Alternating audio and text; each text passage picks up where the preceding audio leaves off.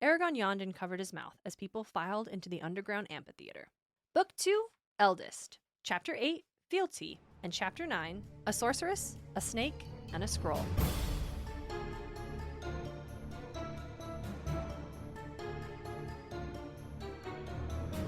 Welcome to Aragon and Back Again, a podcast where we explore Christopher Paolini's inheritance cycle, chapter by chapter.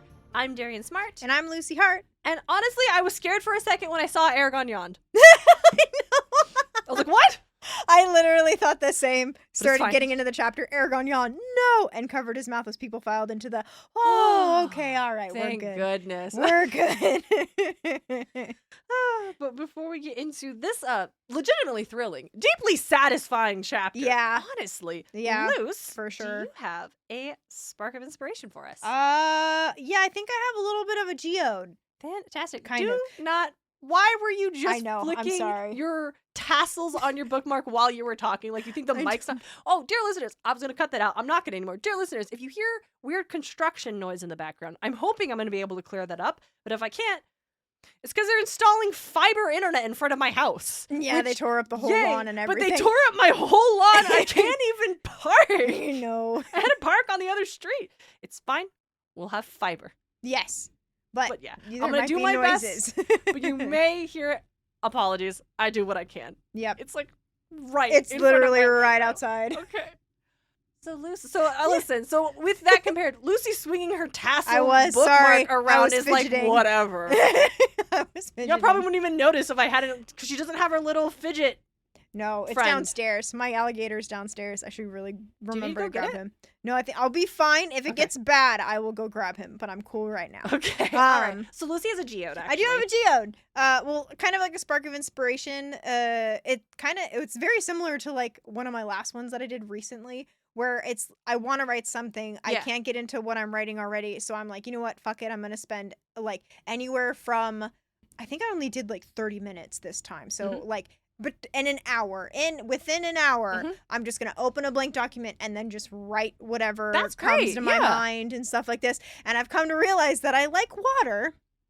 Okay. Because in my last one there was a lot of water. You are a and Pisces. This one has, and I am a Pisces. So You're a fish. I'm a fish. And so this time around I also wrote something to do with water. It's not as dark and gloomy as the first one, but it is like there's like a sacred pond stuff, and then a creature comes up from the depth, and the person who guards the pond is like, are you cool? Are you gonna ruin anything? And the creature's like, it's a mermaid, because I like mermaids. Of course, yeah, absolutely. Mermaid, and main character does not know it's a mermaid, but it's fine. But mermaid's like, I'm not gonna ruin the pond. Like, I love this pond. They're like, okay, cool, and then they just hang out. Yeah, I think the pond is their house. Yeah. Like, it sounds like they live there. Like, they should be asking you if you're gonna ruin like, anything. are you gonna ruin anything? Yeah, I don't really know. That's their house. Yeah, I don't really know where it's gonna go, because that's where I stopped, because we postponed recording this episode because Darien was feeling a little weather. Yeah. But I also was feeling a little under weather. I didn't bring it up. But but you were saying like, oh, I'm not really feeling good. And I'm like, man, I'm also not really feeling good.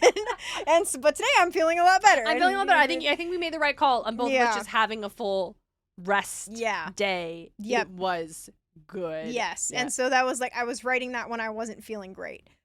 So then I like wrote for 30 minutes. I'm like, I can't do it anymore. But so I am going to go back. You did it. I didn't at all. I didn't touch my podcast stuff. I didn't make sound bites. I didn't research. I didn't write yesterday. I napped.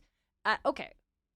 I did like fix a bunch of old plaster spackle mistakes our terrible ex-roommate left in the master bedroom, and got out all the old screws and anchors they had abandoned and repainted those walls. So like, okay, I did something. Yeah. It's not but the it thing I wanted to do.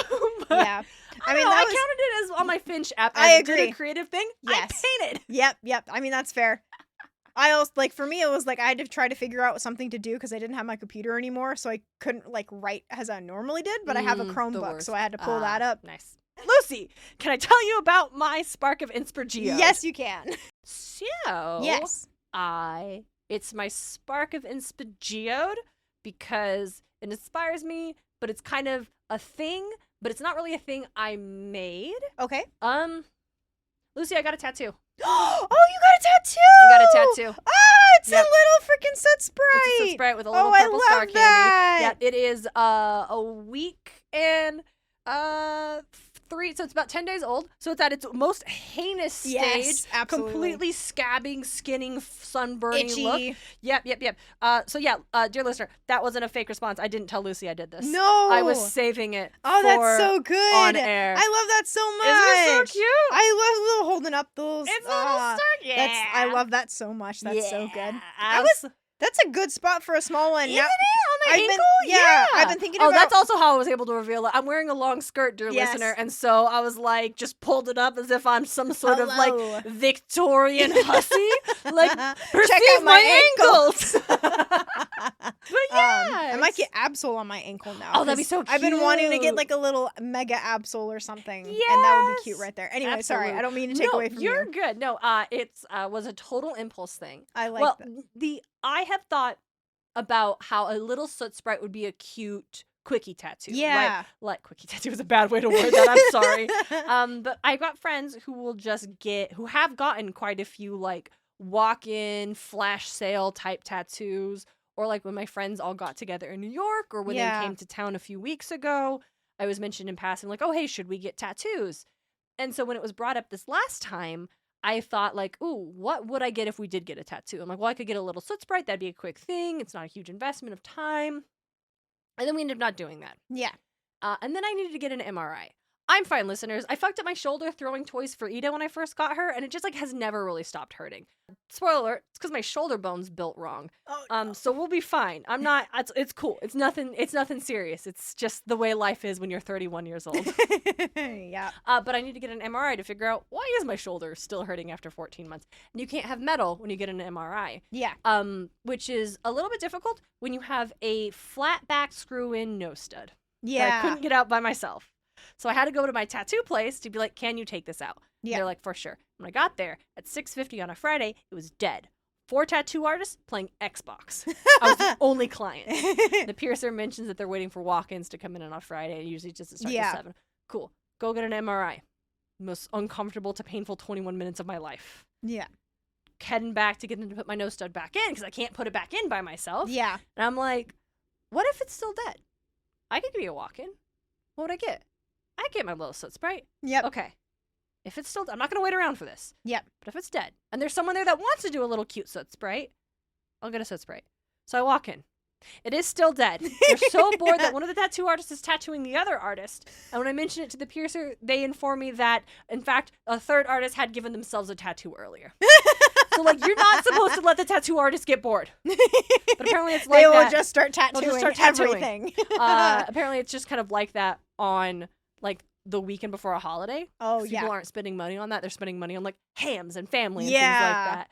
Groceries. So she puts my nose stud back in, and I'm like, hey, do you think any of them would be down to do a cute little soot sprite? Like, I don't want to ask someone to do a cutesy thing if that's not their aesthetic. It's like, 1, this is their art. I want them to enjoy it. 2, I didn't say this part out loud, but, like, 2, I'm like, I want a cute thing. I don't want someone who doesn't do cute art to try to do cute art. Like, it's on my body. Yeah. I'm like, and I was like, it's from Studio Ghibli. Are you familiar with this? And the piercer looks at me. She's like, oh yeah, one of the guys out there has like 3 Ghibli tattoos. Let's go ask him. Hey Cody, would you be down for doing a tattoo? I'm like, I just want a cute little soot sprite with a purple star candy. He's like, yeah, for sure. Give me a second. Comes back out with a little sketch, and I laugh with delight when I see it. So I'm like, fuck it, we ball. Yeah. Slap that on there. Got a little tattoo. Oh, that's it's so super good. Cute. I was sitting in there waiting for the guy to come out with the sketch, and I texted my sibling chat about like, hey, had to get my nose stud taken on my tattoo place for an MRI. I get a tattoo. I've never seen those motherfuckers respond faster. Never seen. All of a sudden, both my brothers respond. Oh, I have 3 brothers, but only 2 of them are active in the chat. Yeah. Johnny never checks it. But DJ and Jared are both like, I see their bubbles overlapping at the same time. They are just like, what? DJ responds with, or Jared responds with, do you want to get Butterfly Tramp Dance together? And I say, no, thank you, Ted Mosby. DJ responds with, imagine having a piercing, so cringe. And I say, oh shit. I say, you know who should have a piercing but doesn't? Lucy Hart. She's a bisexual one with no piercings. Like, what the fuck? No piercings. Like, in my defense, I would forget about it and it would go bad. Like that's my I would get a pierce and then I wouldn't take care of it because I'd forget about it. Nah, you take care of it. They hurt when they're new. Oh my god. And when they stop hurting is when you don't have to take care of them anymore. Yeah. So yeah, sorry, Lucy. No, you're fine. That's great. I realized as I was getting to the end. Wait, that's how that story ends, is me making fun of Lucy. But she does have multiple tattoos. I do. So she's very cool. I'm very cool. I have 2 tattoos. It was a weird, I guess partially you've gotten to talk about your tattoos, and so the reason I didn't tell you until we were able to record is because I really wanted to tell you on the podcast and then show you and get to capture that moment. I love that. Yay! I'm so glad. But also, it made me feel good to know I am the kind of person who is able to see an opportunity and not let it pass me by. Yeah. Like, it's something I legitimately wanted. I wasn't making myself doing it. I wasn't pressuring myself into it. I saw it and I recognized the moment, and I am at a stage where I was able to hold on to it without fear. Yeah. Right? Also, a lot more financially secure than I was a year ago. Yeah. Didn't even ask how much it would cost. Yeah. He was going out. It's like, oh, it'll be this much. It's the like minimum rate for the parlor. And I'm like, yeah, for sure. Let me tip you also 20% on top of that. Yeah, absolutely. Like, let me do my job. Like me enough. I would like to come back. Do you want to do an orange bird on my calf and a calcifer and maybe a little pumpkin and a tiny little cat? Like, I want a ghost too in a podcast. Like, I have a lot of ones I want. Yeah. And this really opened the door. It was super easy. But yeah, so that's my spark of Inspi-Geode. I like it. That it just, I'm the kind of person I like being. Yeah. And that feels good to know. Yep. Agreed. All right. Speaking of people who see opportunities and then take hold of them. No kidding. Shall we? Yes. Shall I just read both of them? Yes. You got it. Okay. Synopsis. Or whatever. Oh no, I closed the app. Oh no. There we go. Chapter summaries. Fealty. The time has come to announce the new leader of the Varden. Naswada's appointment by the council is approved of by both Arya on behalf of the Elven Queen and Aragon himself, being met with the support of the people. Aragon follows through on his promise to swear fealty to Naswada, earning him more than a few enemies on the council. Naswada takes up the mantle and decrees that she will not hesitate to strike back at the Empire and take down Galbatorix's corrupt rule. A sorceress, a snake, and a scroll.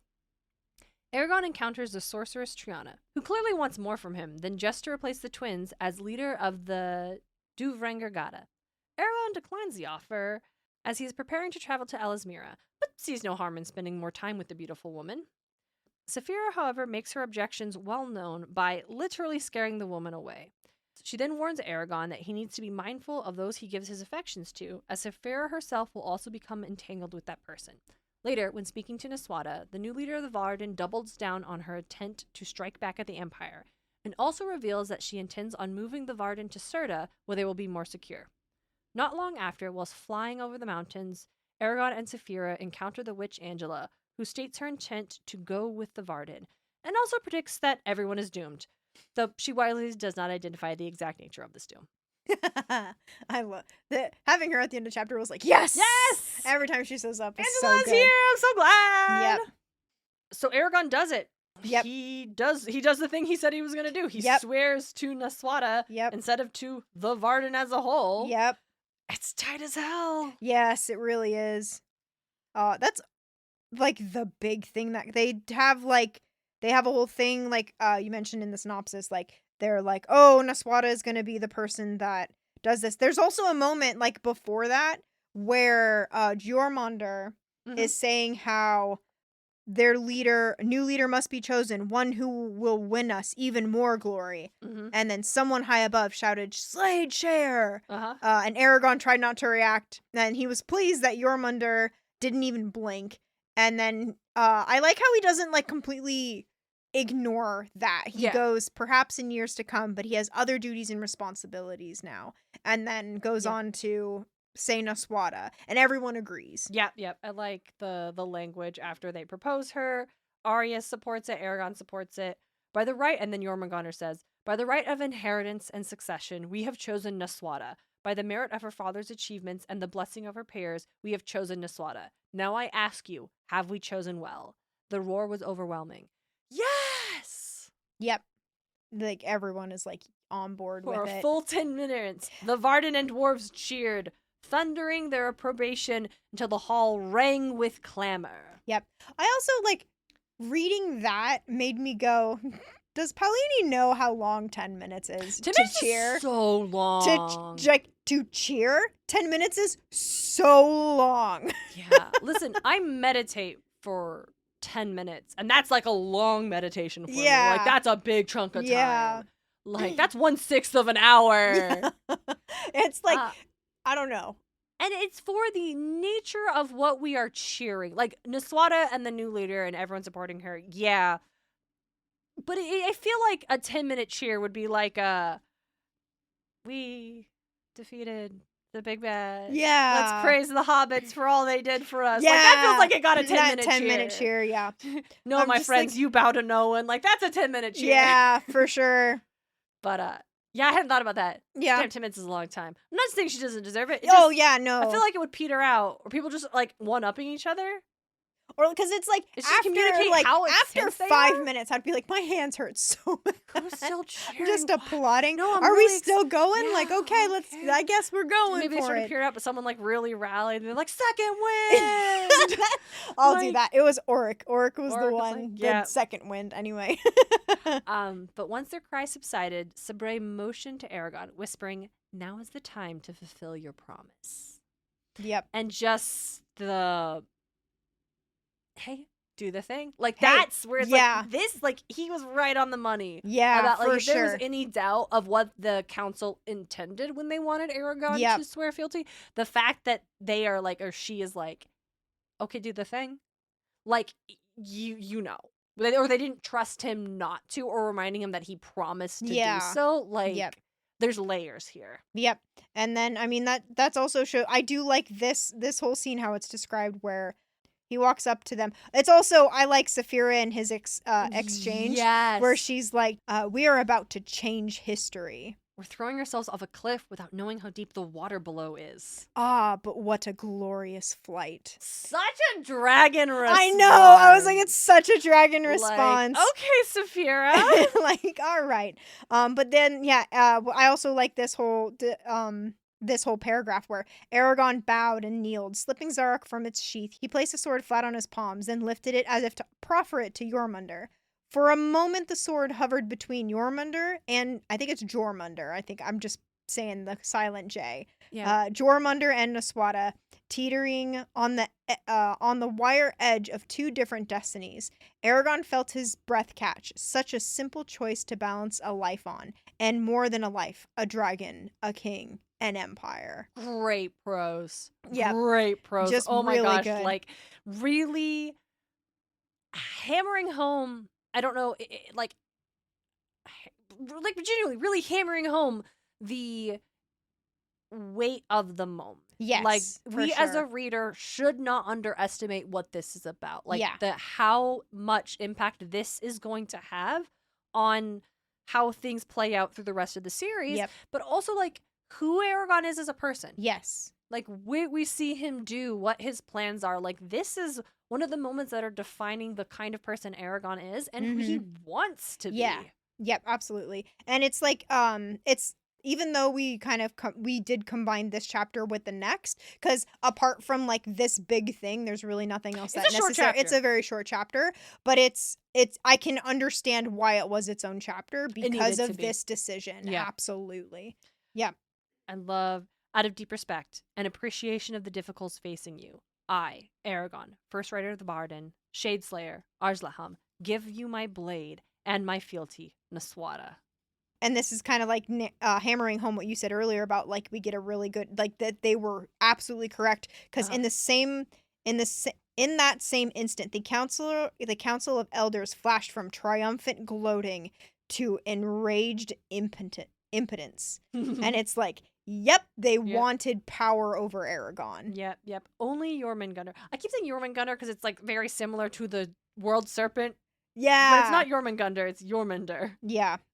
Or Jörmundur. I think the narrator says Jörmundur, but I'm like, either way. Only Jörmundur, after a brief jolt of surprise, seemed to accept the announcement with equanimity. I actually have beef with that. Really? Yeah. Go on. Please, share more. I understand, like, we've met Jörmundur before. We're like, he's a great guy. He's fantastic. Like, awesome. I just find it really interesting that he is still part of the elders, and it's like he is part of the Council of Elders. Yeah. But the way Paolini writes it is like he's not really part of the Council of Elders, because they always group when they say the Council of Elders flashed from triumphant gloating to impotent rage. That does not include Jörmundur. Jörmundur is not included in that. It's the 4 other ones, but Jörmundur is a part of the Council of Elders. Yeah. So that's what it's like, that part, and also the fact that it's like, oh, Jörmundur had like absolute zero any like conniving anything in him. Oh no, like we met him, oh, he's a great guy and he's gonna stay a great guy, then he shouldn't be part of the Council of Elders because he should see what they are doing and he chooses to be in it. But but on that point, if he leaves, whoever replaces him could be just as bad as the others. And we know that the council are somehow chosen by the Varden themselves. Yeah. We have not gotten a clear breakdown of how or who they each represent. Yeah. But I think, have a situation here where you potentially have someone who is in this position of power, not because he actually craves power and control, but because he is a good leader who wishes to care for the people he represents. Absolutely. And we potentially have a good politician here who got into the game because they wanted to do right by, like, I think we talked about in the past when we were speculating about like how he got here. I'd like to think that he represents the soldiers. Yes, for sure. And so like he is there representing their interests. So if you are a representative and you look around at the other representatives and you realize, God, I'm in a snake pit. Yeah. Like, do you leave and potentially let your replacement be like a risk snake? that? Yeah. Or do you try to keep the poison from leaching into the people you were trying to represent That's or a trying to good point. protect? So like, I think it is supposed to be like, and Paolini has made a point to kind of try to do his best to separate Jörmundur from the rest of the council a little bit in the description. For example, when at the beginning of this passage or this section, when Eragon is approaching, he starts to Jörmundur and Naswada.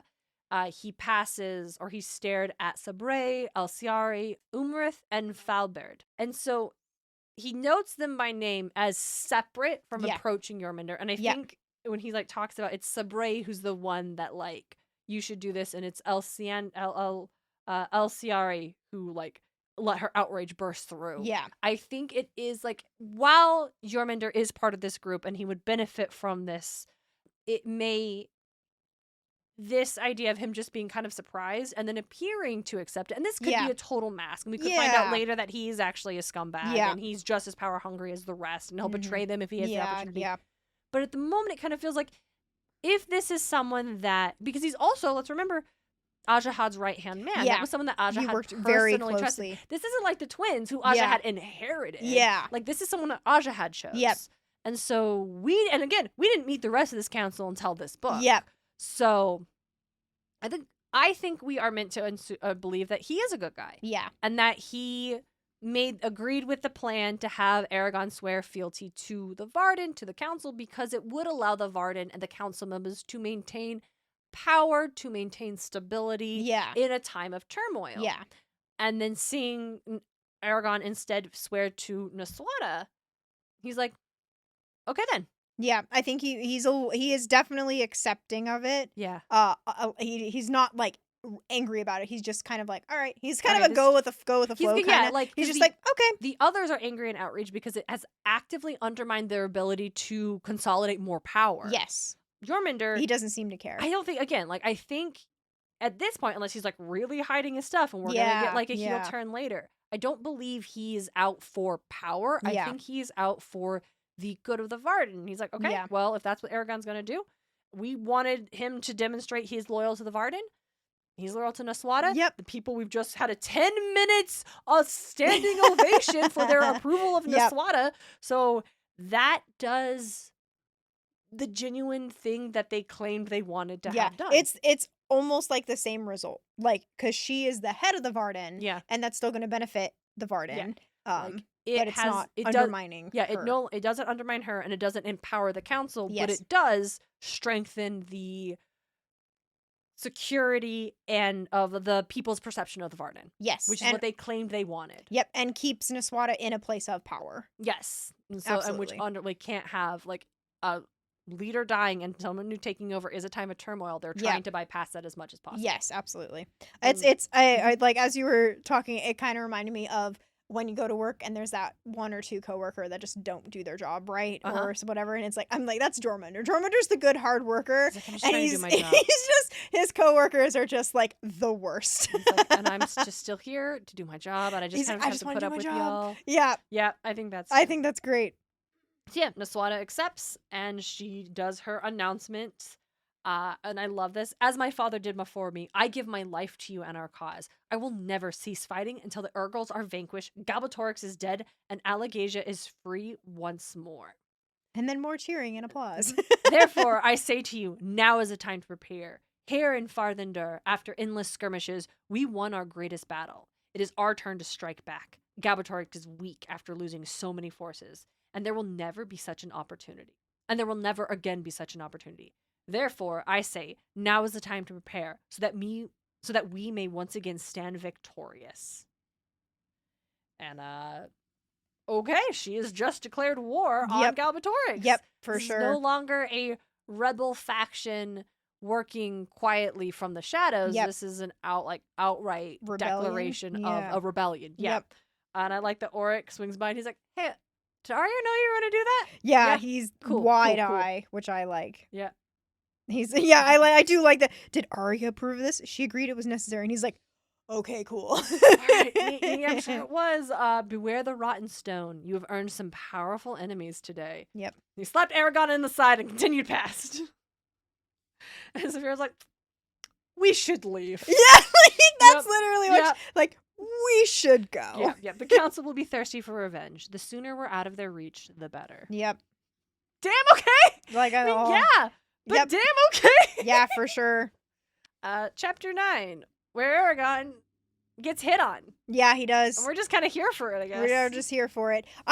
She's so suspicious because, I mean, overall, it's a little suspicious, but like, when she asks him to join, and I feel like she's putting on a little bit of a show. Oh, for sure. And because Triana bit her lip. I'm sorry to hear that. She moved a step closer. Yeah. Perhaps we could spend some time together before you have blah, blah, blah, blah, blah, blah. It could be educational. She's for putting both moves of on us. him. Yeah. She is and putting he's the like, moves on him. He's like, oh, like, I appreciate the offer, but I'm really too busy. And then a spark of anger flared within Triana's eyes, then vanished so quickly he wondered whether he had seen it at all. Mm-hmm. She sighed delicately. I understand. She sounded so disappointed and looked so forlorn. Aragon felt guilty for rebuffing her. She is playing you like a freaking drum. She's trying.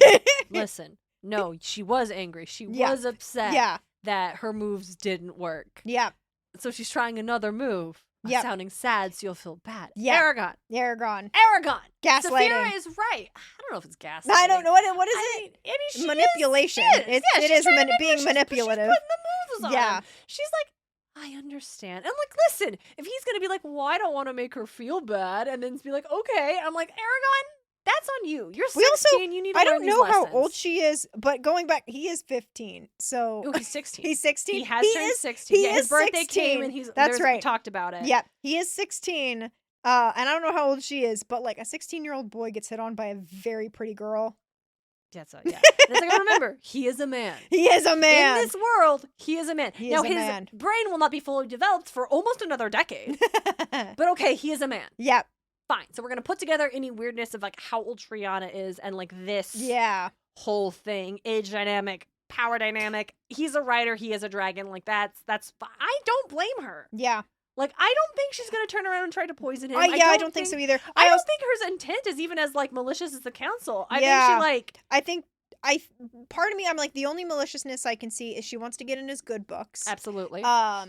She wants to learn more magic. She wants to learn more magic from him. And that could be like she's almost operating as the same as the twins, trying to see how much he knows and trying to pull that for herself. But I think the big thing is to get him into her little magic club. Yeah, they want him in the magic club. That's the big thing, I think, trying to. Yeah, because like the twins, they're like, if you will share what we know, we'll share what you know. Like, you obviously know more than us, so we'd really like you to join us so we can learn what you know. But I think also, like, hey, there's perks from being the dragon rider's girlfriend. Yeah. Like, let's be super For honest. sure. Like, that's the other thing. If she's like, I'm gonna hit on the dragon rider. Yeah. I'm gonna hit on the Shade Slayer and see where that takes me. Yeah. It's like, we're definitely supposed to find her more distasteful, but like, I'm a 31-year-old woman. I just refuse to. You can't make me not like her just because she shot her shot. I mean, that's fair. Because I honestly also don't think that, like, if they went and had lunch together, it would be the worst thing. Like, I'm like, that doesn't mean that they're now dating or whatever. Yeah, like, I don't think Aragon was gonna hop into. Oh. I didn't know. Like, really wheeled back. Like, wait, hold on.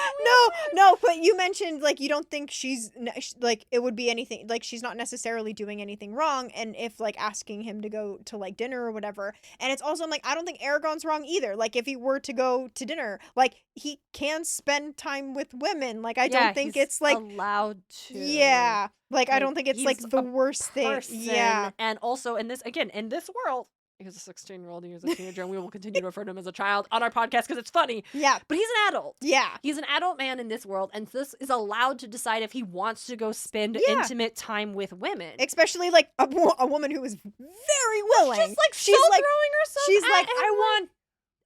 She's like, I want you for your power, not for you, Aragon. Yeah, like, I don't care about you as a person. Yeah. If I met you in Carvajal, I wouldn't look twice. Oh, yeah, no. And that's where the thing is, like, that's why Saphira steps in. Ultimately, Saphira steps in because she's jealous. She's jealous. And she's right. Yeah. Like, but like Aragon is allowed to be like, yeah, I know. Yeah. I know this pretty lady's only paying attention to me because, but like, maybe we can chat about magic and I can learn some stuff and I can feel good because someone wants to pay attention to me. Absolutely. Before I gotta go to Eldest and probably have some elves bully me for who knows how long. Right? Spoiler-free podcast. But what the fuck? Yeah. But yeah, I think it's like, yeah, is she like maybe not a great person because she's only gonna like go after people that she thinks she can benefit from in some sort of like status way? Yeah. Also, this is like a shitty medieval world where women only have so much power and status to pursue, where she does have magic, but also like how much is that? And again, like, I'm not gonna treat her like a villain. I think she's just not a a villain. Person. Like, the worst that would happen is they would have gotten some dinner. Maybe she would have tried to pressure him a little bit more than he would have been comfortable with, and that would have been gross and uncool. Yeah, like, for sure. Or maybe they would have just talked, and maybe he would have given her a little bit more knowledge on the ancient language, and she would have left feeling very satisfied about herself, and then he would have gone to Eldest. Yeah, like, I think. The only big right to inform him of this, but I think she's totally like she let her jealousy get. I think she let her jealousy just overwhelm. Yeah, I do think like Triana does hypnotize him a little bit, but the big thing is she doesn't like hypnotize him and then ask for stuff. She just kind of, because it's with her snake, with her neck. Does she hypnotize, or is it like mesmerizing? Just I like think it showing might be, off. It might be a little but it's like. Its eyes seemed to expand until they were each as large as Aragon's fist. He felt as if he were tumbling into their fiery depths. He could not look away no matter how hard he tried. That, for me, is like, she is hypnotizing or mesmerizing him. It's like a very snake charmer thing. Yeah, exactly. He can't look away, but he still seems like he's in control of his thoughts. Yeah, but that's the thing is, like, the fact that she doesn't, like, pounce on that, then a short command, the serpent stiffened and resumed its former position. She pulls it back. Yes. She's just, I feel like she's flexing a little bit. Like, I think she's trying to show that she's worth his time. Yeah. I think she's just showing like, oh, this is what I can do. And I'm like, for me, the twins would have absolutely like jumped on that opportunity. Tell us this, tell us that, whatever. If it was like hypnotizing him to like get information. But again, like, I don't think she's necessarily wrong. She's just like, hey, look what I can do. Like, I do magic. You can we can talk magic. Yeah, exactly. Like, I'm not just like, I can do magic. And this cool thing I can. Yeah, I think it's exactly that. And like, that's also fine. Like, I shoot her shot. Yeah, I also don't know if she mentions it, but she gives off vibes as because the twins aren't there, she's now in charge. So she is like, apart from Aragon, she is now the most powerful sorceress in the Varden. Probably. And so she's like proving herself in a way that like, I can do this. It takes a lot of energy out of me, but I can do this. It's cool. Yeah, it actually like, really is cool. Familiar thing is like really cool. I would kind of love to see it gives witch more vibes. Of it. It does, yeah. Because she calls it her familiar, which I like. Yep. She's a sorceress, not a witch, which means she magic summons with spirits. Yes. Because that's what she tells him. She's like, I can tell you how to like summon spirits. If you want, we can go and eat. There's that's not it. Yeah, that's where he talks about the kitchen's not far from here. Yeah. And like this is a big thing too. She's like, not many people understand what we magic users can do, but I wanted you to know that there are others like you, and we will help if we can. And like I think, you know, despite her putting the moves on and everything, I do think there is some truth in that. I think this is sincerity. Yeah. Like the group exists for that reason, to like benefit from each other. And I think like we have a negative perception of it because Angela's very dismissive of it, and the twins ran it. Yeah. And we hate the twins. Yes. They suck. So Rest it in is kind of pieces, cast in bitches. this like dark shadow. Yeah, but like I don't know, just a club of people who want to do magic, and it's also part of the Varden. Yeah. Like, I don't know, maybe training these magic users on how to be a bit stronger to serve Might the be a good Varden now that the idea. twins are gone would actually not be a bad thing. Yeah. So there's all that. Yep. And she could also be worried about the Duvrengargata. Yeah. Because with the twins gone, like, she doesn't want people to, like, I don't know, badmouth them or like badmouth in the sense that like they don't have leadership. Yeah, they might get swept under the rug, I think is Yeah. where I'm ultimately going. They might get ignored or forgotten, and she's worried that might happen. And I also, and it could be a power move too, in that case too, because they're worried about losing what little power they have. So, but I don't know. Okay, Yeah, we don't really know. Everybody's got an angle. Yeah. And Saphira's not fucking having it. Saphira's not having it. And does the growl goes on for a stupid amount of time again. As they're heading out, they're starting to head out A the door. full minute, I think. Full minute makes sense. That one's, yeah, Saphira would growl for a full minute. For more than a minute. That rose and fell through the hall for more than a minute. And I'm just like, you're just gonna stand there for 60 seconds and have a dragon growl at you? I mean, that's fair. She's frozen in fear. That could also be it, just like, because it's just like doesn't move the whole time. Yep. Richly layered with scorn and menace. And I like how it was a marvelous growl. Like, that's so good. Aragon glared at her the whole time. Yep. Well, she's frozen in fear. Yep. Saphira's pissed off, and Aragon is also pissed off, but not because of why Saphira's pissed off. You gotta be kidding me. Yep. When it was over, Triana was clutching her dress with both fists, twisting into the fabric. Her face was white and scared. She quickly curtsied to Saphira, then, with a barely controlled motion, turned and fled. Acting as nothing happened, Saphira lifted a leg and licked a claw. It was nearly impossible to get the door open. And Aragon's like, why did you do that? You had no reason to interfere. You needed my help. If I needed your help, I would have called. Don't yell at me. I'll not have you run around with a slattern who cares more for Aragon as a writer than you as a person. And he's still yelling. She wasn't a slattern, roared Aragon. He pounded the wall in frustration. I'm a man now, Saphira, which is... Sorry. You said it for me. My youngest brother just turned 14. I'm just like smash cutting him in 2 years doing this exact thing. And yeah, just like, you're like, all right. But Daddy, I love him. All right, Ariel, chill the fuck out. Yeah.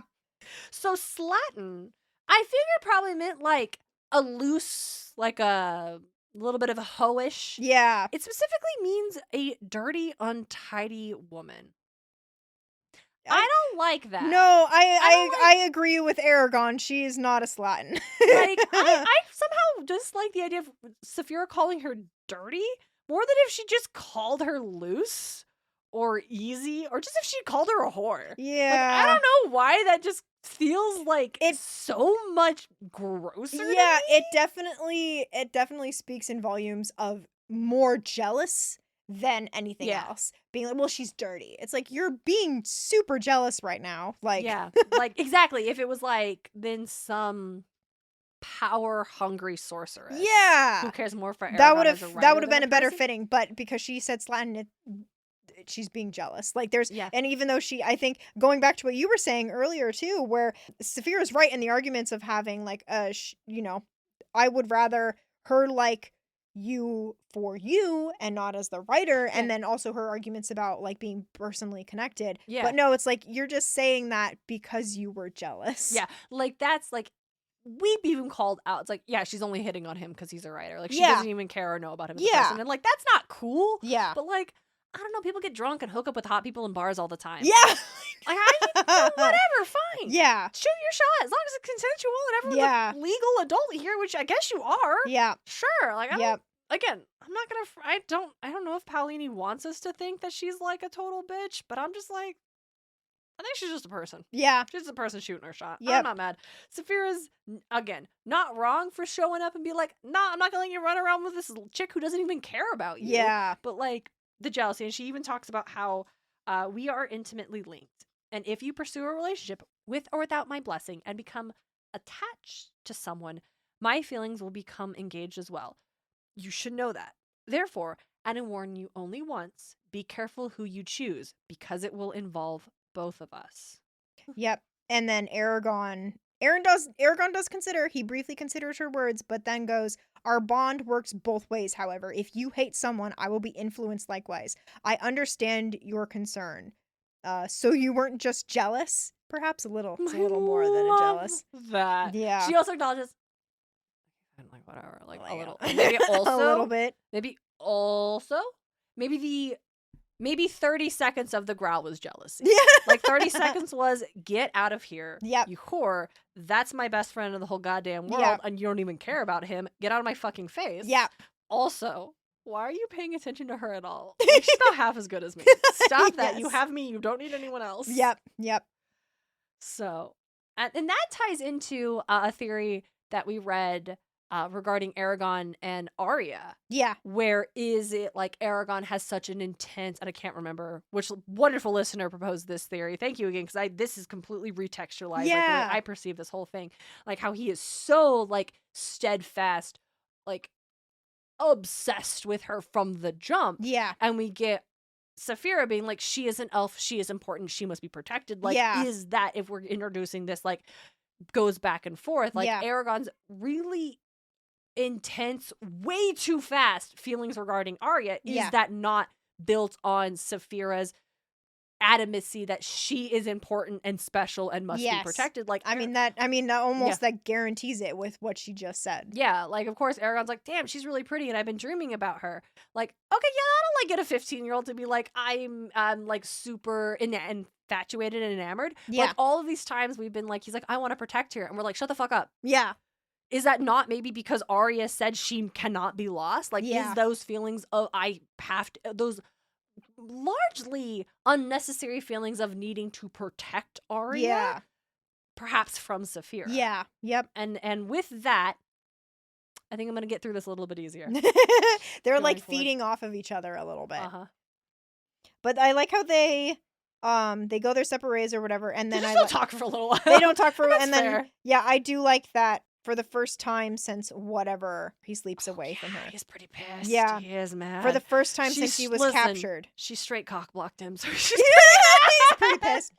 He slept away from Saphira in one of the dwarf barracks. And then the next morning they act like nothing had happened. Listen, what do you say after that?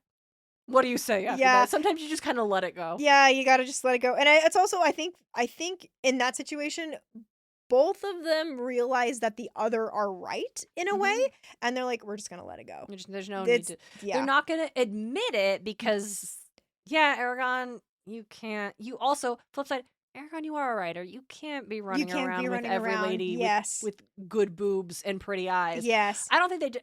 Polly, to his credit, did not mention her bosom. No. But, like, you know she's got a good bosom, right? She's got a well-decorated bosom and pretty eyes. So Startlingly blue, I think. Startlingly blue. You know what? Actually, shout out to Paulini. The only time we've ever heard about a woman's bosom was the lady who had a knife between her boobs. Yeah, and that was like, I feel like the only reason why it was drawn to us there. was because there was a knife there. Like, shout out to Paolini. Like, Yeah. honestly, listen, I've suffered through a lot of just pictures of women written by men. He does all right. Yep, he So, does. Yep, But agreed. yeah, like, but Aaron, you can't be running around with every pretty lady who just wants to hang out with you and learn more about magic. Like, you are a writer. Like, Yeah. you have a reputation and you do need to protect yourself because maybe she does have malicious things. Maybe she's going to poison your meat. Yeah. Like, dude, you can't just let your guard down around people you don't know. Yep. Like, sorry, you don't get to just be any other guy. Yeah. Like, you're Aragon the writer. Writer, yep. Saphira's right. And you should maybe only let your guard down around people who care about Aragon the person. Yep. But Saphira, don't be cock blocking your buddy like that. You could just be like, Aragon, I need to speak with you. Yeah. Aragon, I need to speak with you. Aragon. Yeah, she No, I could need go to into the mind, go you into his could- mind. You and could just, have first been like, okay, see what you want to do. I do need to speak with you. This is a Yeah. bad idea. And if he's like ignored her, then we're gonna scare Yeah. this sorceress lady away. Yep. But like, But neither of them are going to admit that the other one has valid points. Yes. So they're just going to let They're it just go. gonna And let it go. sometimes the most best thing for a relationship is to acknowledge this fight is going to get us nowhere. Yeah. I forgive you. Gotta let it our, go. our relationship is more important than being right. Yes, exactly. But Neswata has done some redecorating. Oh, I love it. And it's literally just like the simplest thing. Yeah. And it's just so good. I highlighted this whole paragraph. Yeah. Aragon immediately noticed a change. A vase of flowers in the study. The small purple blossoms were unobtrusive, but they suffused the air with a warm fragrance that, for Aragon, evoked summers of fresh-picked raspberries and scythe fields turning bronze under the sun. He inhaled, appreciating the skill with which Neswata had asserted her individuality without obliterating Ajahad's memory. Yep.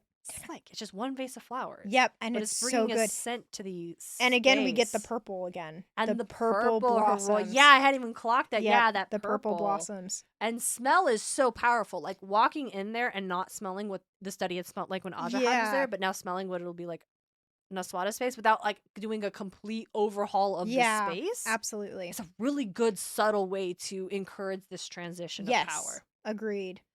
And I do like she's still wearing black in mourning.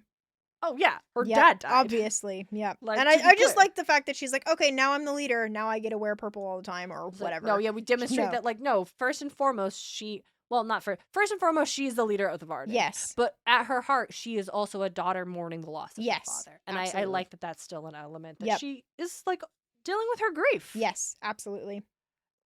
And also just showing emotion in a way that isn't portraying her to be like somebody throwing themselves at the walls in like their misery or something. She could be in her private time. I mean, that's fair. She can do whatever she wants, absolutely. But it's just it's nicely written. Yes, I think so too. So we discuss how they are gonna go to Serta. Mm-hmm. Aragon's like, hey, I thought King Orin, which I think this is the first time we learned the name of the Sertan leadership. I feel like it's been mentioned before, but not like in a way where this is. Yeah. How it's almost like this is brought up in a way that it's like you will now remember this king's name. Because I think before it's been just like kind of like, a lot of stuff's happening. Serta, but I don't know if they've said the name. Maybe. I think this is because if this is the first time, I think this is a really great way of showing us what the name of the king is. Okay. Without being like, but maybe not. Like, I don't remember. Yeah, I don't have an ebook to search this guy's name. Yeah, I don't either. I think if it has been, it was mentioned in a way that wasn't memorable, but this is. Yes, this is true. He's like, I thought that he didn't dare openly oppose Gabatorix. Neswata smiled grimly. His stance has changed since we defeated the Urgles. Sorry, that's my Zafira cadence. Let me try that again. Yeah. His stance has changed since we defeated the Urgles. He will shelter and feed us and fight by our side. Many Varden are already in Serta, mainly women and children who couldn't or wouldn't fight. They will also support us, else I'll strip our name from them. How did you communicate with King Orin so quickly? Mirrors and lanterns. Which is really cool. Tight as hell. Love that. Dwarves have a cool mirror and lantern relay system. Yep. Through their tunnels. Mm-hmm. And I like how they can do it from, which I'm like, that's really smart because light travels very quickly. Yeah. So I think she then, the scroll. We get the scroll. We had the sorceress. We had the snake. Now we're getting the scroll. Yep.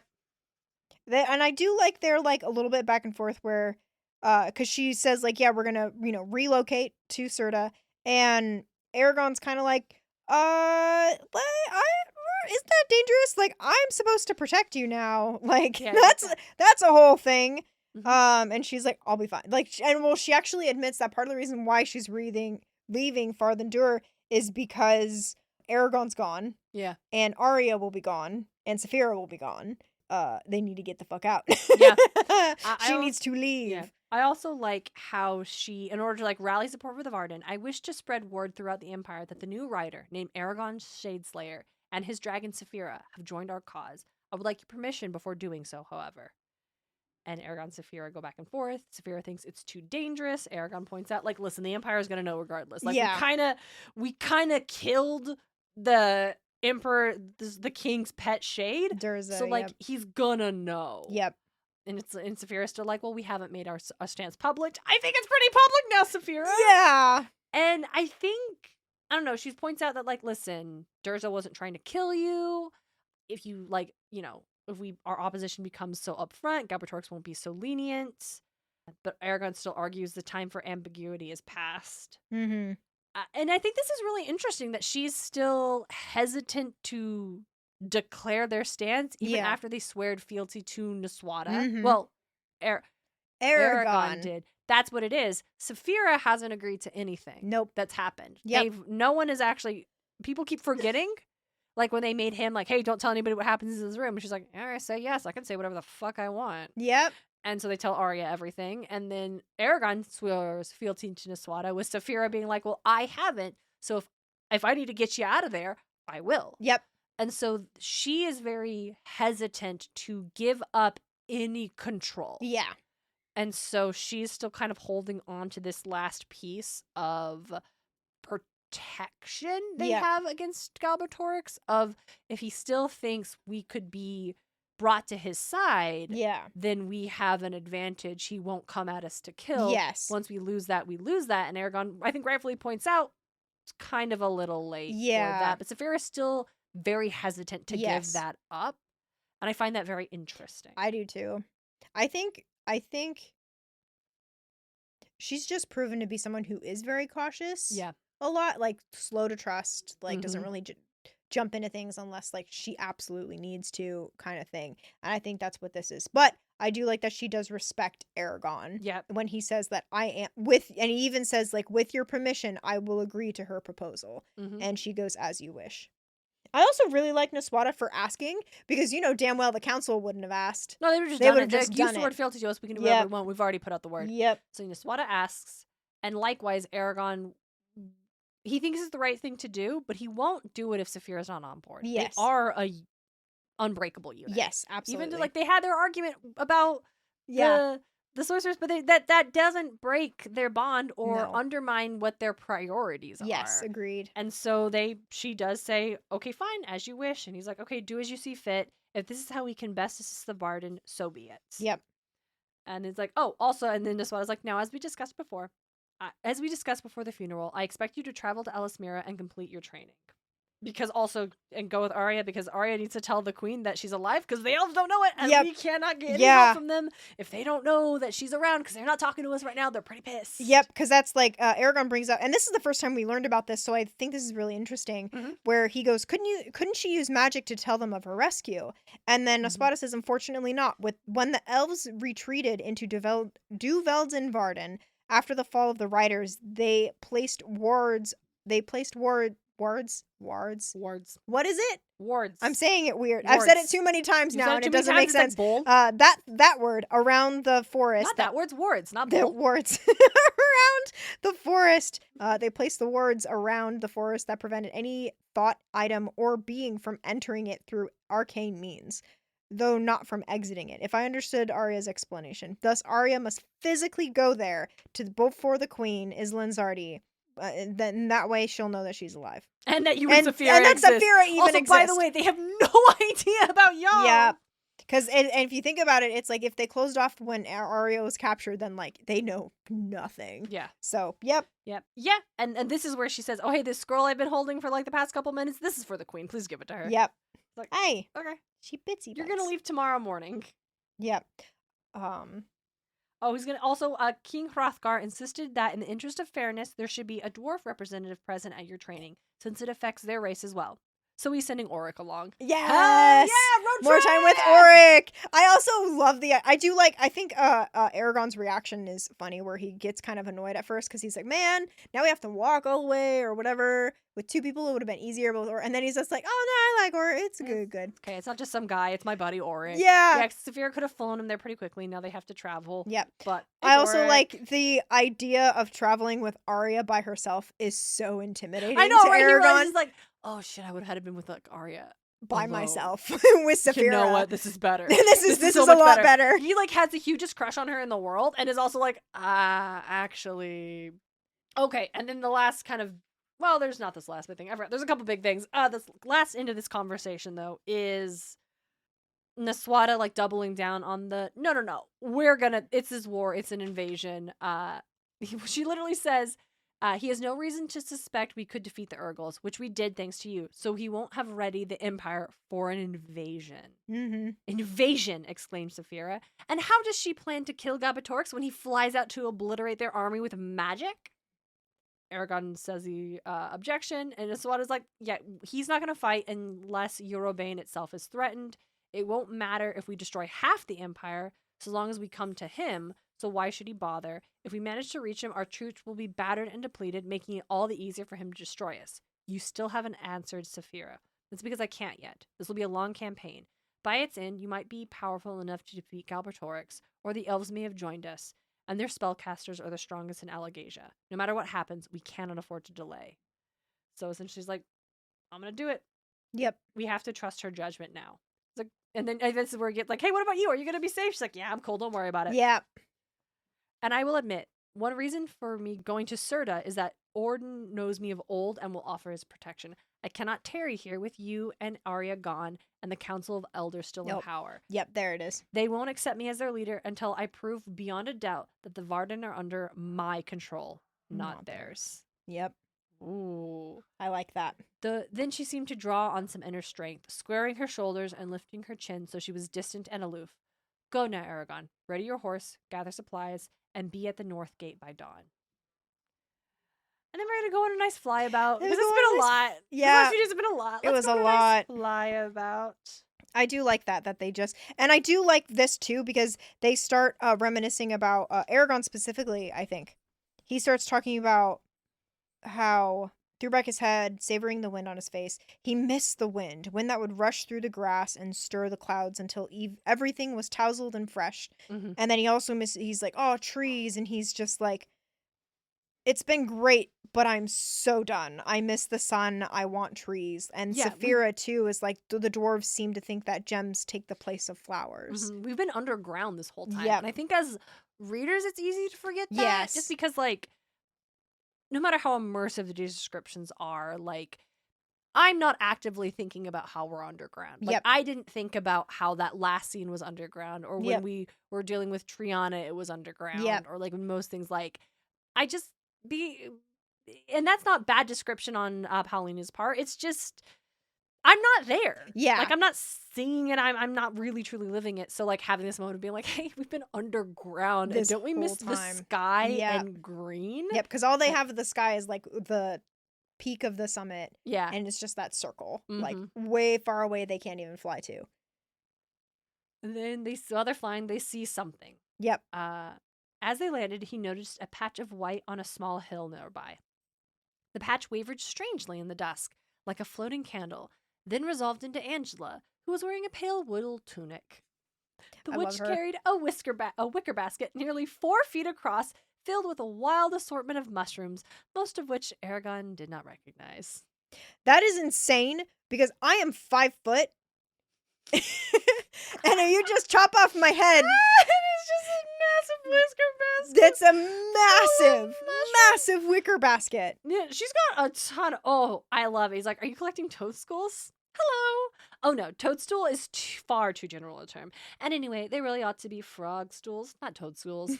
This one is sulfur tough. And this one is an ink cap. And here's a naval cap and a dwarf shield, russet tough skink, blood ring, and that is a spotted deceiver. Delightful, isn't it?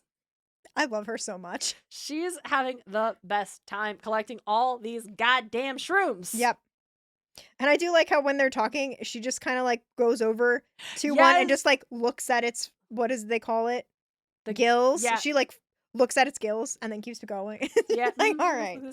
The stock, I love this one. It's Frikai and Lot, as the elves might say. The stock is instant death. Well, the cap can cure most poisons. It's what Trovio's nectar is extracted from. Frikai and Lot only grows in the caves of Duwelden Varden and Farthendur, and it would die out here if the dwarves started carting their dung elsewhere. And it's like, yep, the hill that is hill a dung heap. Is a dung heap. All right. I love this line. I love this one. Hello, Saphira, said Angela, reaching past him to pat Saphira on the nose. Saphira blinked, then looked pleased, tail twitching. Like, who else? Has the guts? Who would? Just to pat a dragon on the nose. No one. We have seen I think this chapter has demonstrated the spectrum of how Saphira can be perceived. Yes. A terrifying, monstrous beast that you need to flee for your life from. Yes. Or big cat. Yep. And to Angela, she is big cat, Big to be cat. respected. Hello, Saphira. Pat. Yep. But like, And then Solomon walks up. Saphira's best friend, I know I said Aragon is her best friend earlier. Solomon is her best friend. Yes. She and Aragon are soulbound. Yes. There's a difference in those bonds, okay? Like, they are closer, but that's her best friend. Yep. She chose him. Yep. I mean, yes, she chose Aragon too, but y'all know what I mean. Yeah. That's her buddy. Yep. And he's got a rat. Yep. And he's going to sit down and pretend to ignore them, that they're not even there. Yep. But he's listening. Yep. Gotta just want to hear what's going on. And they Yep. talk about how he's heading off to Elsmira. Yep. And then, yeah, so she's like, oh, you're going off on this big adventure. And he's like, I know. And she's like, then smile. Mhm. Because if it's not your execution, you should be happy. You're as flaccid as Solomon's rat. Flaccid. What a wonderful word, don't you think? I'm not sure it's quite as wonderful as you think, but yes, I understand your point. I'm glad you understand. Understanding is good. She's so good. I love her so Mhm. much. She's so good. She lets him know that she's going to go ahead and go to Serta with the Varden. Yep. She likes to be where things are happening, and that's Yep. the place. Then it means we'll have a safe journey, else you'd be with us. Yep. I like that. That's great. She's like, that's a fair point. But be careful and do well in Varden. Just because elves do not display their emotions doesn't mean they aren't subject to rage and passion like the rest of us mortals. What can make them so deadly, though, is how they conceal it, sometimes for years. And we find out that she's been there Yeah, only for a time. Or once upon a time. once upon a time, but then we don't know But anything she's like, else. I'm not going to elaborate. Yep. Aragon's like, okay. He asked her, what do you think of Niswada's plans, if I may? Oh, this is great. Yes, please continue. She's doomed, you're doomed, they're all doomed! Notice how I didn't specify what kind of doom. So no matter what happens, I predicted it. How very wise of me. Very good. I suppose I won't see you for a while. So farewell, best of luck, avoid roasted cabbage, don't eat earwax, and look on the bright side of life. And then with a cheery wink, she strolled off. And then after an appropriate pause, Solomon picked up his dinner and followed, ever so dignified. I love The appropriate pause? the appropriate, The appropriate pause. What's appropriate for a cat? It's long enough so it doesn't seem like I'm following you. I'm not responding to you. I'm not going this way because you left the room. It also just happens to be time for me to leave the room. Yep. But notice how you had already gone from the room before I even thought to leave? Like, it has nothing to do with you. Don't Yep. be so vain. Yep. Like, my cat does not share that trait. No, your cat's like, my cats are also like, follow, leave, Yes. follow, hello? I will literally get up and leave, and he will follow me into the bed. Like, if I need to go to the bathroom, he'll follow me into the bedroom. Mhm. And then when I come back, he'll follow me back out. And I'm like, Vivi, you did not have to get up. Like, I'll you be do back. not have to. No, he gets up. He Yeah, follows I'm me. like brushing my Shameless. teeth, and I look, and I just see kitty paws underneath the door. And now they are acting like they're just playing with the mousey they knocked under Yeah. there. But like, if I toss the mousey out, it'll come back. Yeah. And I'm like, you're doing this because I'm in here, because you Yep. could be playing with this mousey at any time, and you Yep. didn't want to play with the mousey until I closed the bathroom door. Absolutely. So Yep. it's very Love cats. Yeah. But no, really good chapters. really good, Really good chapters. Like, chapters. it's not like we got a lot of like high intense action, but it's a lot of character stuff. Yes, Like, this is absolutely. who Aragon is. This is like defining the nature of his and Saphira's relationship as they start to, like, they're still learning and they're still growing. There's still a lot before Yeah. them, but they are starting to become more comfortable in their expected roles. Yes. And while simultaneously still trying to determine what that means for themselves and each other. Yes. And I like that. Niswada's just Killing it. she's out for blood. She's Yeah. done. Going for the throat. Yeah, fuck it. Let's go. Yep. It's all or nothing. She's in it.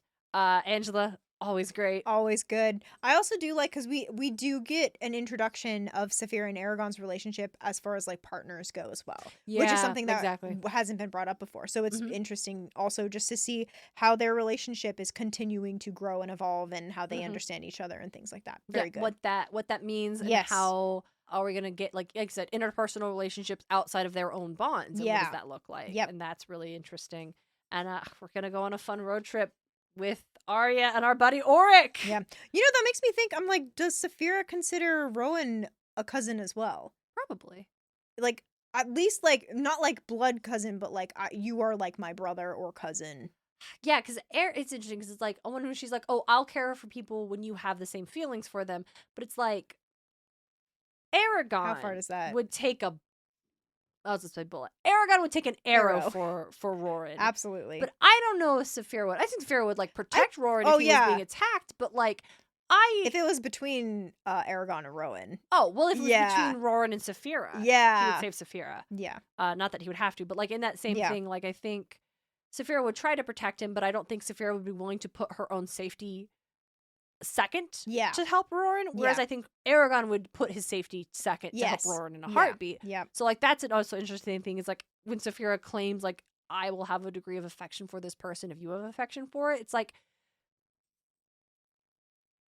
what does that actually mean? Yeah. Like, where is this fondness you have for other people? Is it solely just from Aragon, or is it like I think Roran is a great litmus test of it, if that's the right way to use that word. Is a great like point if she cares for Roran as much as Aragon cares for Roran, then I think we see how this, because she's never even met Roran. Yeah, she hasn't really met. She only knows him by like Aragon stories of him, or Aragon stories, and also like living on the farm and being like, "That's my cousin." Way, but I doubt he would never have let. But they like can see each other's thoughts. Yeah, right. So she knows what he looks like. Yeah, but like, yep, that's Roran.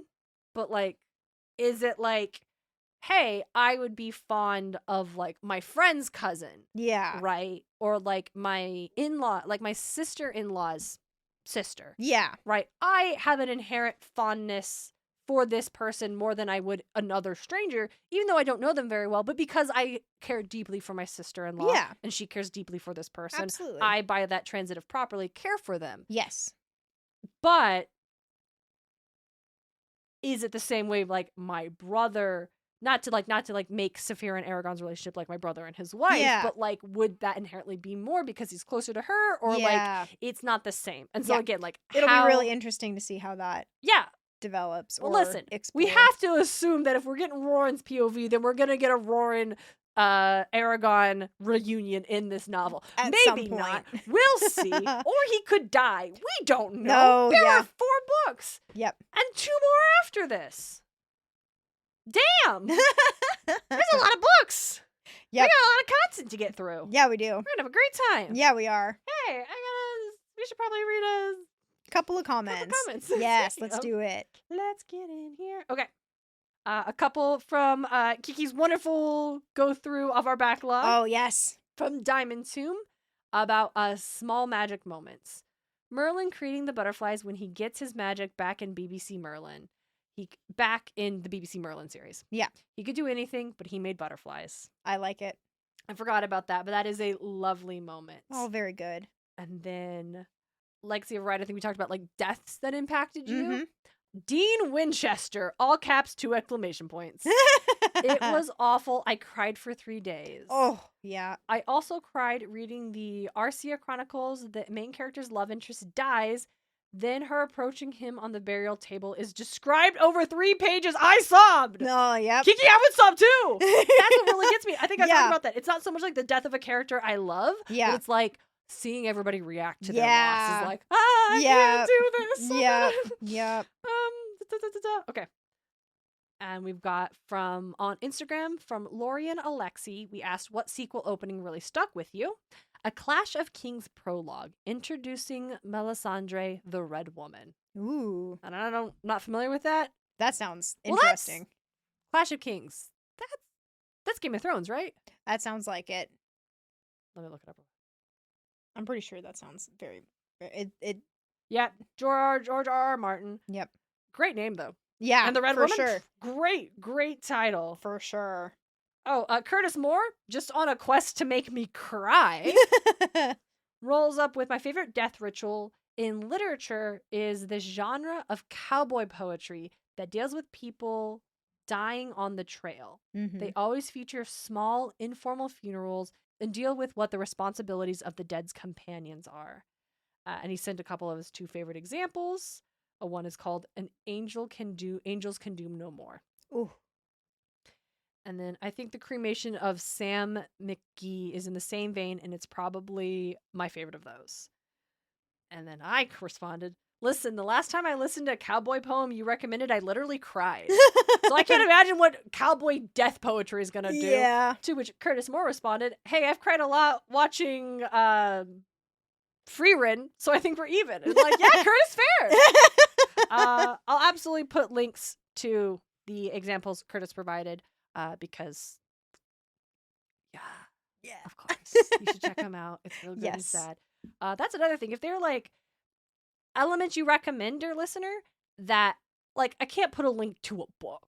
Yeah. But if it's like Goodreads, a song, I guess a Goodreads, like, yeah, if you're like, hey, I'd really love the name of a thing or a specific passage or like art someone has drawn. Yeah. And you want to provide that link. We'd absolutely love to share that in the story, in the show notes. I don't know, something. But please don't ever hesitate to share that with us. That is what we are asking for. Yeah. Like consuming, taking in, engaging with all of these different forms. And that's what Spark of Inspirations are, right? They absolutely. are little pieces together and taking these like scraps of creative fabric and making a quilt out of it. Yes, for sure.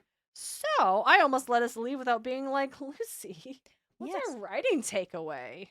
Do you have one? Okay, yes, I do. So the bond that Aragon and Saphira have, beyond just them having a mental connection to communicate to each other, but the fact that Paolini takes another step and is like, and also it's going to influence your other interpersonal relationships. That's cool. And that is an element that has communicated so much more about the nature of their bond and this magic. Yes. And so I think finding, and it's unexpected. I don't think you would initially have expected that when you realize that Aragon can communicate with this baby dragon through mental telepathy. Yes. Like, I don't think you would expect that to also impact the way they're going to have their other interpersonal relationships. Yes. So I think finding opportunities to make your, if you have magic or science or like technology or unusual elements of your world, finding ways to make them even more ingrained. If that's the kind of story you're telling. If it's not, it's not. But like, for example, so in my draft, I have a character who is a witch. Yeah. And she is soulbound to a shadow demon. Mm-hmm. And they can feel each other's emotions. Yeah. Like they are, like they don't hear each other's thoughts. They don't have a mental, like they have to verbally communicate. But they are always aware of what the other one is feeling. Yeah. And I've explored that through, and I'm interested in doing that because I think it helps communicate empathy. Yeah. Especially for, you can't lack empathy when you know for a fact that other living creatures literally have the same kind of feelings you have. Uh-huh. And that kind of thing, and what that means. But also in the nature of their relationships. Yeah. Where like I have an idea for a future where they have fallen in love with another character, but neither one of them are sure who started this. Yeah. Like which one actually had the crush, and because they've already established that like like the witch tries very hard not to get angry, especially if her demon is angry. Yeah. Because their emotions will like influence feedback each other. loop and get more and more uncontrollable, and their magic is so influenced by each other that can be physically dangerous.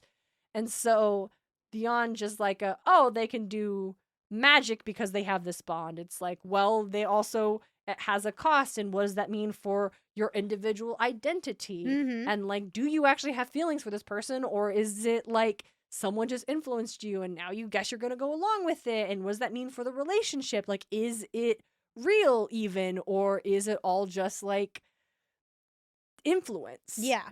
So I think not saying that has to be specifically, but opportunities to expand not the cost of your magic, but the nature of unusual elements of your narrative. Yeah. Does that make sense? Yeah, yeah. I agree. Mm-hmm. I think that's a good one to kind of go for, hone in, and explore your world and just the characters and how they interact with this thing. Yeah. So I agree. And for our question of the week, do you have a tattoo you really like? Yeah. Would you like to tell us about it? Or if you don't have a tattoo, is there a design of a tattoo that you'd really like to get? Or maybe, like, if you're not really interested in getting a tattoo, was there a cool tattoo that you have seen? Yeah. Tell us about tattoos. Yes. Either ones you have, ones you want, or cool ones you know about. Yeah, absolutely. Not related to this at all, but y'all, my ankle itches so goddamn bad. I'm not usually wearing long skirts like this. It's because I can't wear my tights because I'm not going to let the scab pick on this. Yep. I will make sure the color stays vibrant. Yep. It's a nightmare, gang. Yep. And ice it. This episode is over. We got to get out of here. Again, shout out. Thank you all so much. Yes, thank you. I was about to shout out Gacha level patrons, but that's not this podcast. We can just leave. Okay. Yep. Hey, I gotta go get some ice. Until next time, she's Lizzie Hart. And she's Darien Smartt. And this is Aragon. And back again.